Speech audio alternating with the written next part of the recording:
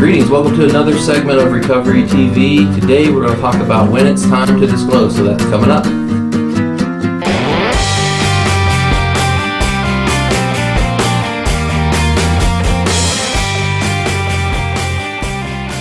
Thanks for tuning in with us today for this special segment of Recovery TV where we're going to talk about this concept of disclosure.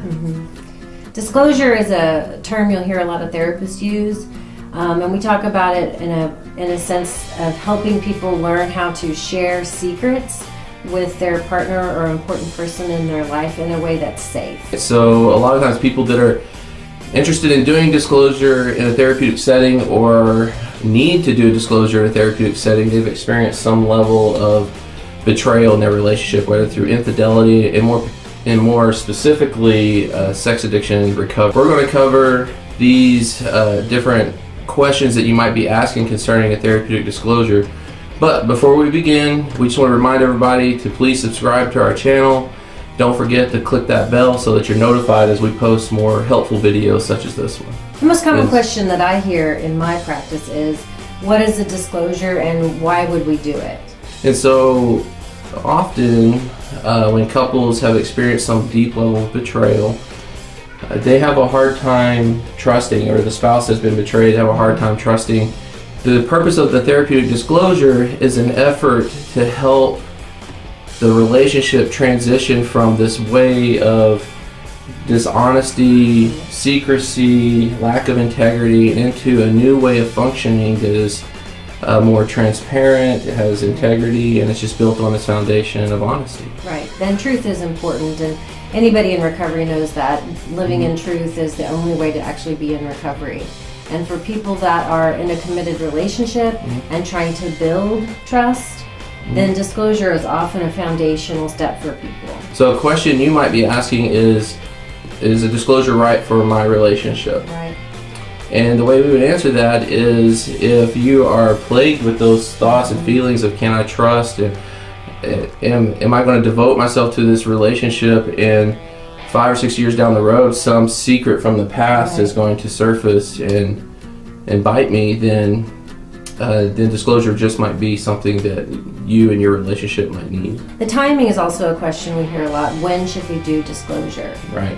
And I think that it's really important to understand that, kind of like Goldilocks, you don't want to do it too early or too late. Timing and finding it just right is very important. And just right means that both the people in the relationship have to be ready. So the person disclosing the secrets has to have done a thorough and honest inventory of the facts around what they've kept secret. And the partner, the person receiving the information in the disclosure, needs to have some, support systems set up, some coping skills, an ability to engage in what we would, of course, use the term self-care, so that they can go in and hear information that's obviously going to be upsetting and still be able to come out of that and feel like that was therapeutically beneficial, that they got something good out of it.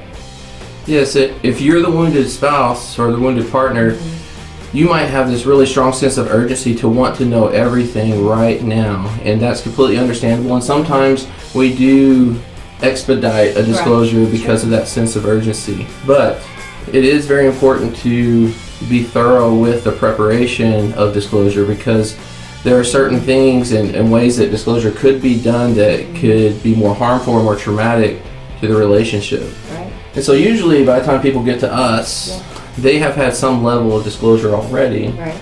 And one thing we are trying to prevent is what we call staggered disclosure. Staggered disclosure, if you've experienced it, you know what it is. And that's that you kind of get trickles of information. So you find out a little bit about a secret, and you think that's it. And then, some time passes and you find out a little bit more about that secret, or it builds, or there's another one.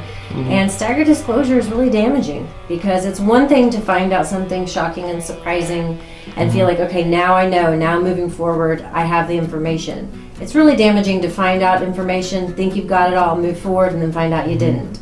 And sometimes people have been through that pattern many, many times. Right. And so one of the reasons that we do what we call a therapeutic disclosure is to try and contain that almost human nature to just tell people a little bit so you don't hurt them too much. Right. We want to go ahead and get everybody in a safe space and share all of the information that's been thoroughly worked on and both people are prepared to hear. Right.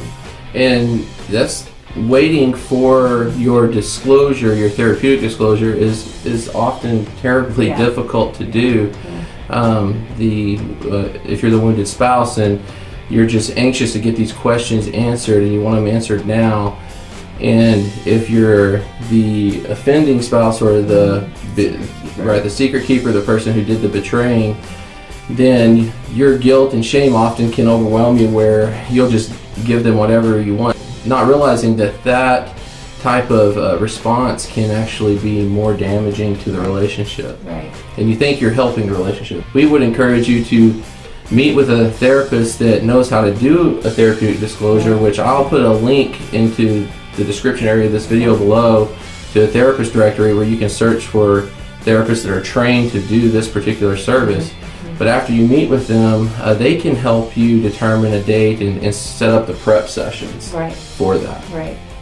We also want to add another piece to, what type of client or who is ready for this. And our perspective is that we do disclosure for couples that are wanting to stay together.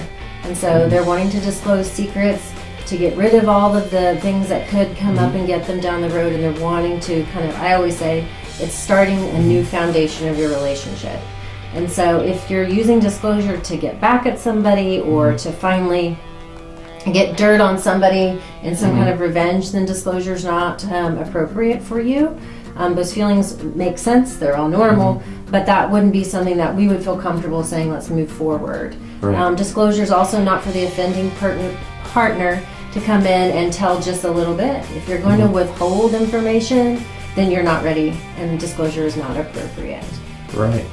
And so basically disclosure is part of couple recovery. We can't make any guarantees that after disclosure that the couple relationship is going to survive, but it is an effort to help the relationship heal and mend and transition into a new way of doing things. So after we complete the therapeutic disclosure, we really encourage those couples to enter into couples treatment, because we don't want secrecy to gain a foothold in that relationship again. Right. You have a lot of positive momentum when you've finally gotten rid of all the secrets and you have an opportunity to move forward in truth. And so it's a really positive time to enter couples therapy. So we hope the information we presented to you today on this concept of a therapeutic disclosure was helpful and gave you more insight in what you need to do for your relationships. So thanks for joining us today. We'll see you back next time.